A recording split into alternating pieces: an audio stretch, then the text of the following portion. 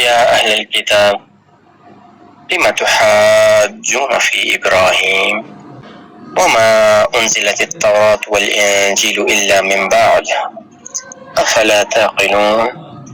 يا أهل الكتاب، اے اہل کتاب، لم تحاجون فی ابراہیم، لما کیوں، تحاجون تم جھگڑتے ہو، فی ابراہیم ابراہیم علیہ السلام کے بارے میں، وما اور نہیں، انزلت التورات نہ انزلہ نازل کی گئی، التورات تورات، والانجیل اور انجیل، الا مگر، من بعدہ ان کے بعد، افلا تعقلون تو کیا تمہیں عقل نہیں ہے، کیا تم سمجھتے نہیں؟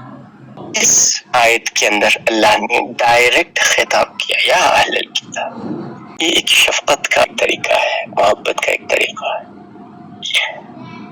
کہ پہلے اللہ جل شانہ نے قل یا اہل الکتاب کہہ کے یہ بتایا کہ اے نبی صلی اللہ علیہ وسلم آپ اہل کتاب کو کہیں، اللہ یہ فرماتے ہیں۔ اور اب اللہ نے اگلی آیت کے اندر دو، اس پہ مفسرین نے فرمایا دو طریقے سے اس کو دیکھا جا سکتا ہے۔ ایک تو یہ کہ اللہ اسی بات کو کنٹینیو کر رہے ہیں، تو قل دوبارہ نہیں کہا، کہ انہوں کو آلریڈی کہا ہوا کہ آپ بات کریں۔ اور دوسرا جو اس کا انتہائی خوبصورت پہلو بنتا ہے وہ یہ ہے کہ پہلے نبی صلی اللہ علیہ وسلم کے ذریعے سے ان سے بات کی گئی، اور پھر اللہ جل شانہ نے ڈائریکٹ خطاب فرما دی، ڈائریکٹ بات کی، یا اہل الکتاب، اے اہل کتاب۔ اور اہل کتاب کہنا ان کو نصارہ نہیں کہا، یہودی نہیں کہا، اہل کتاب کہا۔ اہل کتاب ہونا یہ بذات خود ایک ٹائٹل بھی ہے، ایک طرح سے ایک عزت بھی دی جا رہی ہے کہ آپ عام لوگ نہیں، آپ کتاب کے حامل لوگ، اے اسلام میں کہا جائے اے قرآن والے۔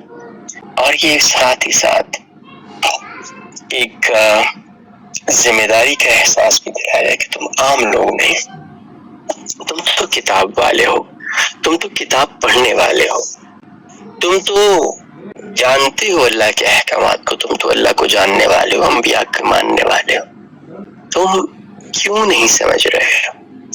یا اہل الکتاب لم تحاجون فی ابراہیم، اور ابراہیم علیہ السلام کے بارے میں کیوں جھگڑا کرتے؟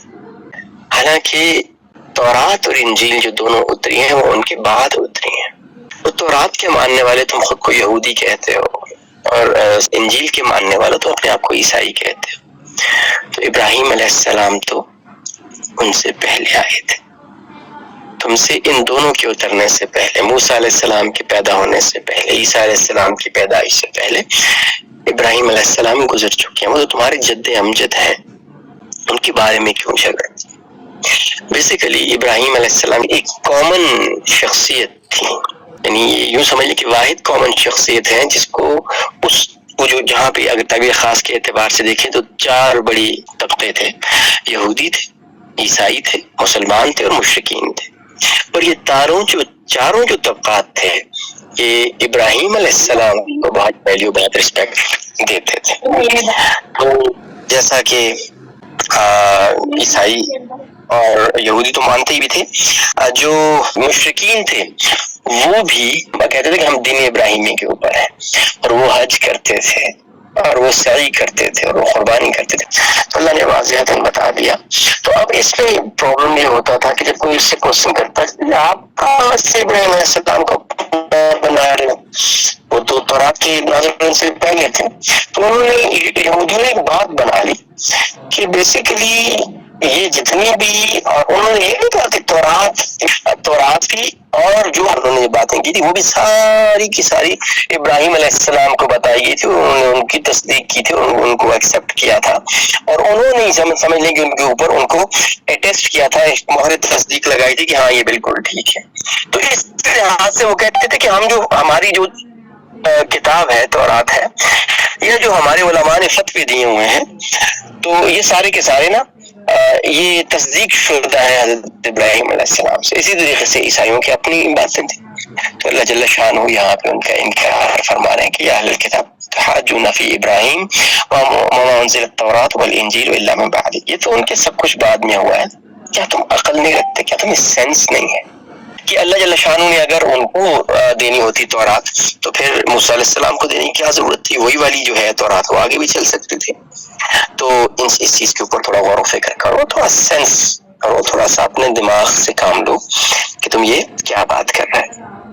افلا تعقلون, تم عقل نہیں رکھتے کہ ہم بھی ایسی عجیب باتیں کرتے ہیں, کبھی نبی صلی اللہ علیہ وسلم کے حوالے سے, کبھی علی رضی اللہ کے حوالے سے, کبھی اپنے جو ہمارے علماء ہیں ان کے حوالے سے, کبھی اپنے جو ہمارے پیر ہیں ان کے حوالے سے, کبھی نبی صلی اللہ علیہ وسلم کو ایسے معجزات کا کہیں گے, ضعیف حدیث سیرت, اس میں ایسی چیزیں کہیں گے جو نبی صلی اللہ علیہ وسلم کی شان کے مترادف نہیں.